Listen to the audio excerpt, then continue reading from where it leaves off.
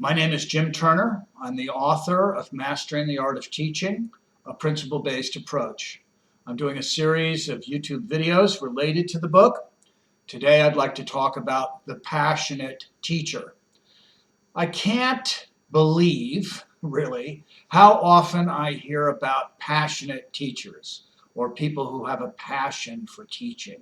And it's a compliment that people give teachers, and often the origin of the compliment, the person giving the compliment is not a teacher. Now, it's all good, and to criticize that at all, I think is rather petty. I think it's their way of saying that there were certain teachers who love their subject, obviously love to teach, love kids, and so they were memorable in a way, and they were good teachers in that way, and they were appreciated that way. But this idea of being a passionate teacher, to me, it's a little unrealistic. Passion in a teacher, actually, that's not, you don't really want a passionate person who is obviously passionate for a 50, 55-minute period. In fact, it's rather exhausting for the students. There's too much attention drawn to that passionate teacher.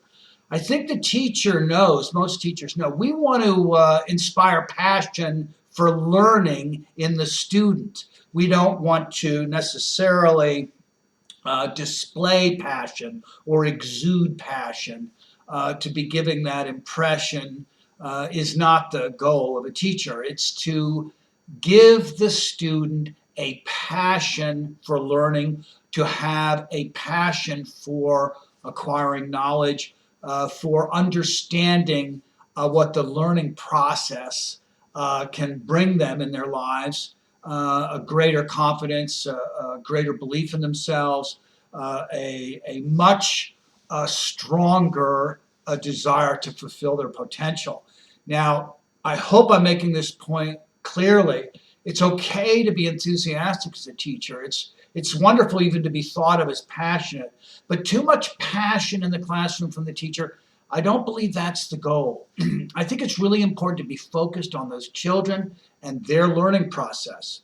Now, here's an example. You can have a teacher who walks into a classroom who's passionate about World War II and passionate about tanks, and they start talking about the tanks and showing the kids the tanks and demonstrating how they work, taking them apart, putting them back together.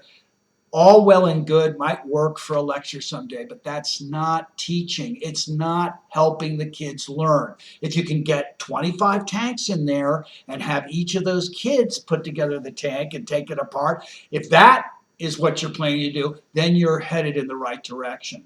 What you want to do is set up the proper conditions for learning and let go. Do less and accomplish more. Let the student teach themselves. They can't set up the conditions for learning.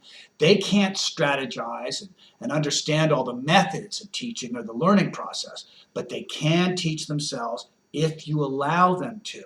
So it's the learning by doing principle that's so important. And as they begin to learn the process with the tank even, putting it together, taking it apart, then they begin to feel passionate and enthusiastic, and the process of learning becomes so much more fulfilling, so much more satisfying for them than sitting there and listening to the passionate teacher talk for 50 minutes. That's not the point of a classroom exercise. It's okay every once in a while. I saw a ropes course once, a ropes course that was rather important for me in terms of let's